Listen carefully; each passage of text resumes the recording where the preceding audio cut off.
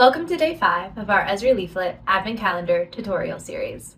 In today's tutorial, we're focusing on adding pop-ups with attribute data to our maps. If you're new to this series, be sure to check out days 1 through 4. Also, check out the video description for the solution to day 4's challenge. Previously, we explored querying feature layers using SQL. Now, we'll enhance the user experience by displaying attribute data in pop-ups. I'll start by adding a pop-up to our feature layer using the bind popup method on my layer. This method uses a function to create a formatted template displaying the feature's attributes. It will bind a pop-up to each feature of my layer. The l.util.template function formats the pop-up content using an HTML format.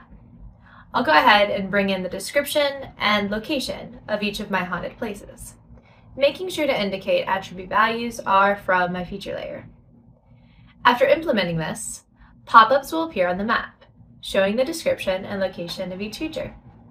This method is a straightforward way to make our maps more interactive and informative.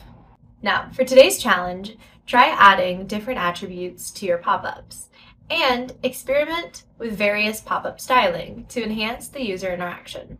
Once you've finished, share your unique and informative pop-up designs in the comments below.